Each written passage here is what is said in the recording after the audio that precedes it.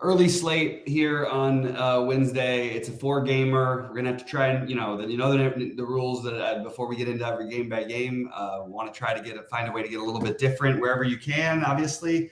And I think trying to avoid fully stacking is usually a good idea, just a way of differentiating your build because you're gonna have a hard time finding really low owned stacks.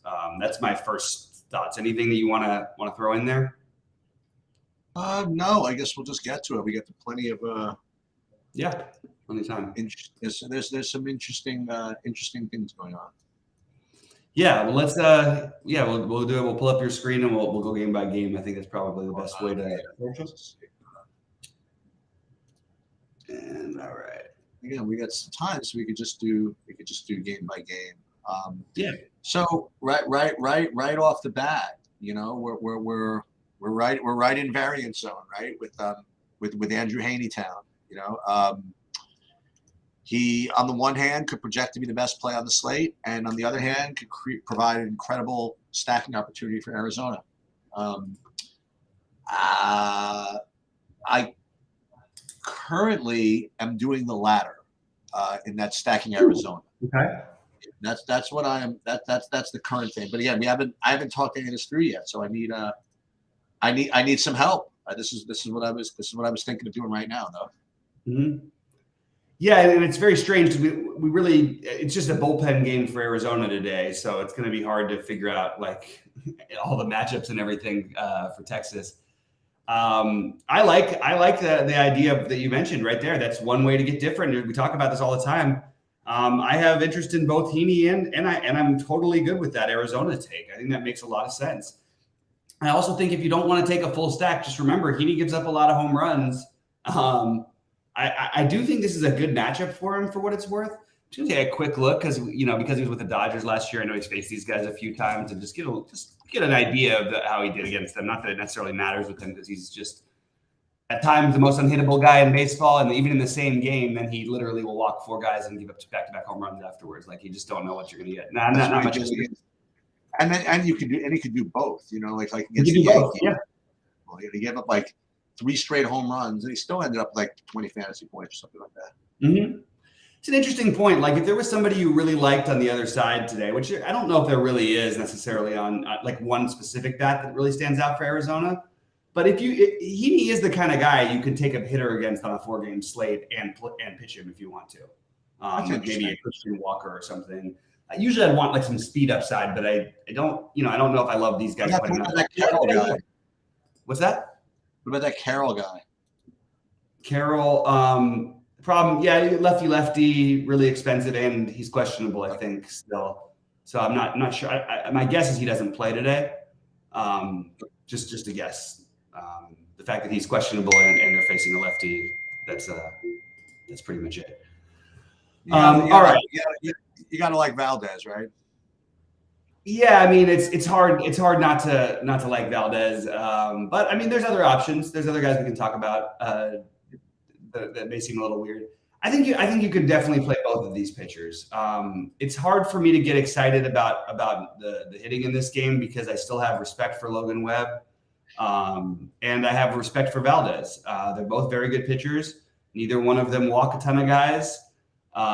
If you're going to take like a one-off type of thing and try and maybe get different with some individual bats, I think Mitch Haniger is certainly a good candidate for that. At 3,400, he's got a really nice price on him against Valdez. If you were going to take one shot, and if you're going to take a shot on the other side, if you take a shot on the other side against Webb, I think you'll see some ownership on Kyle Tucker and Jordan Alvarez. I think that's totally fine. I'm just waiting for Abreu to eventually hit some home run. I don't know what happened to him. I can't believe this is just what's happened, 2 years removed from winning the MVP or a year and a half or whatever it is. So I don't. There's actually no individual bats that really profile like a great play except for Tucker and Alvarez, who both have some ownership. So I'm probably off the hitting here. Like both pitchers. Prefer Valdez for what it's worth, but have no problem with playing a slightly lower owned, what's it called? A slightly lower owned Logan Webb against a very overrated Houston offense. That's the best way I can put it. Yeah, I'm actually getting some Houston today. so far. But then I might have changed my mind. It depends on we have something else to talk about in a second. But the Houston, I'm definitely getting Houston as one of the teams I'm trying.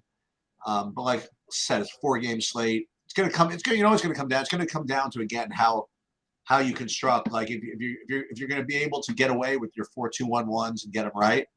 I think you're probably right. I think it's probably the way you have to handle today. But I do like Valdez. He's the safest. I mean, I think that's for sure. Absolutely. Okay, so let's get some more variants. Okay, so we got the ultimate variants going on. We have the big Dodger hype train pitcher coming up, right? Who's supposed to be the freaking nuts, right? The Stone, and let's get him going against the freaking world champs with Bryce Harper back. You know what I mean? Like what to do? You know, do you play Stone at 5K? Do you play the Phillies?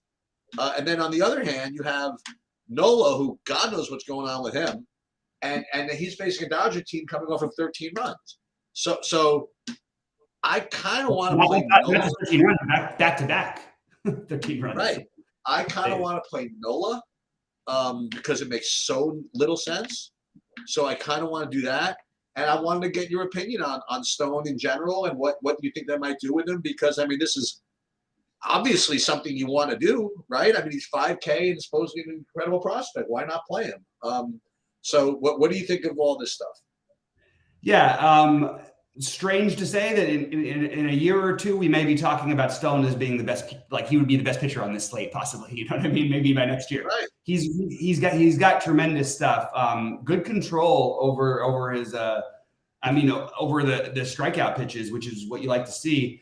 I don't really worry about minor league ERA numbers and stuff like that, because when we see what happens all the time, these guys and they come up and they've never seen them before and they're tough to hit. So I mean both these pitchers are definitely on my list. I have no problem with Nola on the side because of the size of the slate and 20% ownership and the cheap price and he struggled and all that. I also have no problem going the other way and taking the hitting on both sides. I really, again, it's kind of hard to know, exactly what to say. I do know that these games will be, you'll get guys more ownership in the teens at least, rather than I don't know. I think Texas is going to be pretty popular.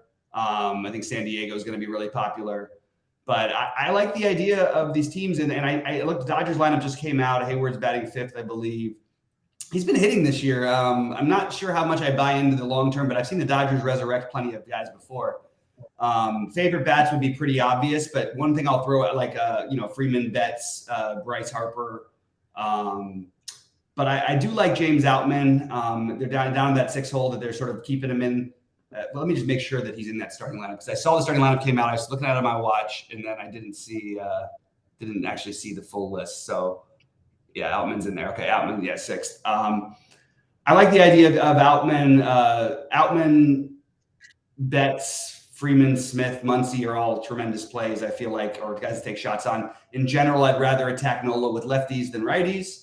And then it's hard not to have some interest in a patient Philadelphia team against a rookie, even though he's a top prospect. Favorite bats would be Bryce Harper, Trey Turner, nothing way off the board or whatever. But I kind of like Brandon Marsh's at low ownership down in the 7 hole. I think he's a guy who you can get low ownership on. That's the way I'm. Not that it matters at 5K, but has there been any scuttlebutt about what kind of leash they might give this guy? It's kind of hard to get a feel for. My guess is the standard. Part of the reason they don't do it sometimes is because the 75 pitches that he may throw may turn into 90 if he's got like a one hitter going or something. You know what I mean? So my guess is you could probably count on somewhere in that 80 range. And it's a tough matchup. I mean, these Phillies are tough. Although the Dodgers they've not looked tough against the Dodgers lately. Urias just dismantled them last night. But is he a guy that, like, if it's if it's 2-0 in like the 4th and there's 2nd and 3rd, will they pull him out? You know what I mean? Like, on his pitch count. These 70-something pitches and they're seeing something. My guess is they try to get him 75 or 80 pitches, but if they're down 2-0 in the 2nd and 3rd, that means he's probably already thrown around 65, 70 pitches. So yeah, they definitely might consider doing that. I don't have a great feel for it. I think it's a very tough thing to know because I honestly don't know that they know. I think they probably have an idea of wanting to get him 75 to 85, and they'll probably, because he's pitching at home and it's just, first start and everything, they'll probably want to give him a chance if things are going well to potentially get the win if that was an opportunity. I've got to tell you, for a little 4-game slate, this slate has options. I'm looking at this options. Yeah. This last game, even, I'm seeing Lugo as rating is like one of the top 3. I'm seeing Heaney, Valdez, and Lugo as one they're going to get the most ownership or whatever, even more than Nola somehow. But I don't think Seth Lugo's that great. I don't know. I might try some Cincinnati's. So I'm everywhere, man. I'm everywhere. Padres obviously look like a good play. But you have to think they're going to be owned. I think that I was about to do. It's so funny. I was just about to do what you do. I was about to just go right into like my slate summary. You know what I mean? Mm-hmm. So before I do that, what do you think of this game? So I love Cincinnati as a contrarian, and I don't think you necessarily need to fully stack them because they're a tough team to feel like you're going to get there, but fully stacking. But I am totally good with everyone in Cincinnati, and I think what I probably end up doing is use them as my main 3-man or something like that. Spencer Steer, Friedel, Fraley, Stevenson in India. Those 5 I like quite a bit. So I'm high on them. It's so popular. It's going to be so chalky, San Diego. I do like them. They seem like the obvious number 1 stack. But I'm going to try to do not try. I will not have a 5-man San Diego stack no matter what. I just don't think it's profitable. It's too hard to get different. I do like them the most. I will have a 4-man that I can mix with another 4-man. Maybe you can get away with a San Diego 5-3 with Arizona or something like that. But most likely, I think that it's more of going to be a mini stacking situation. The lowest owned bats on which I think is important for San Diego.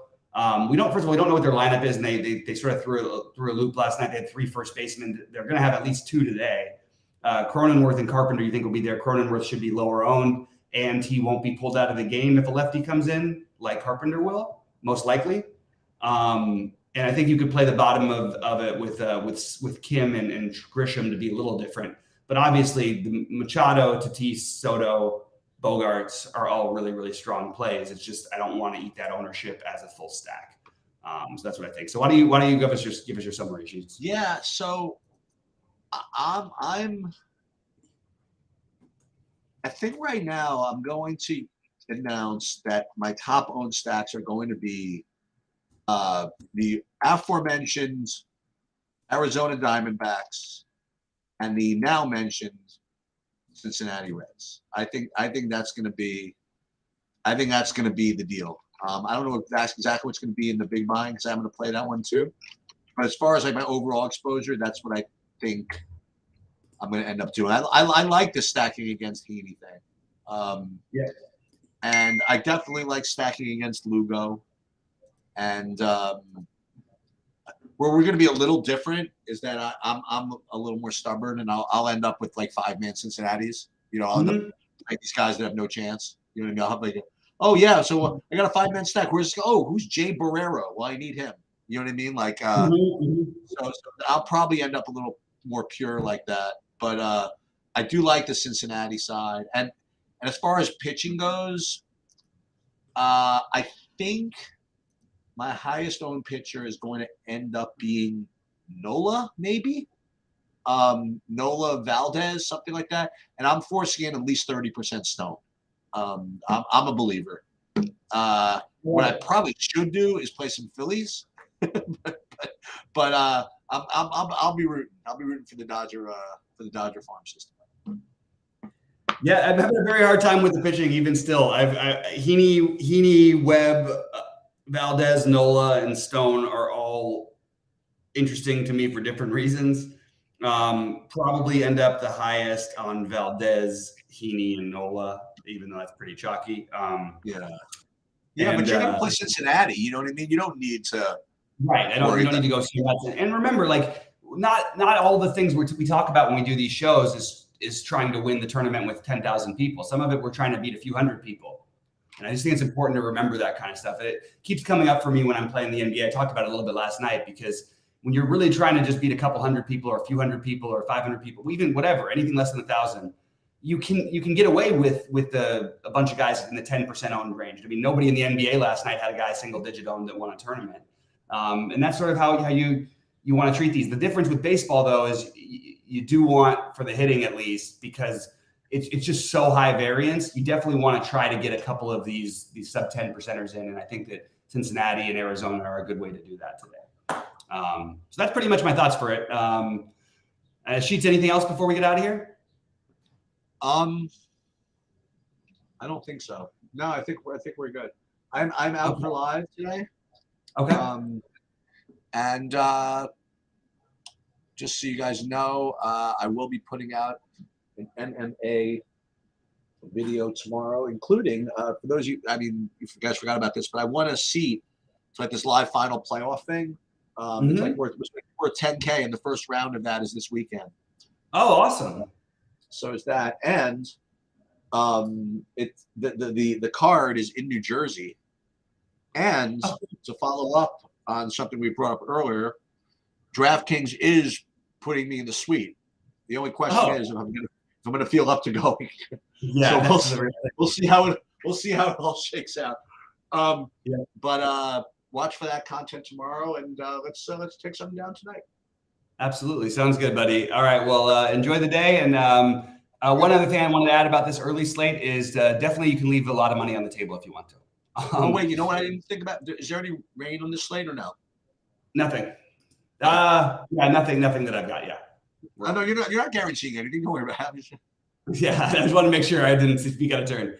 I mean, all right, you about it, everybody.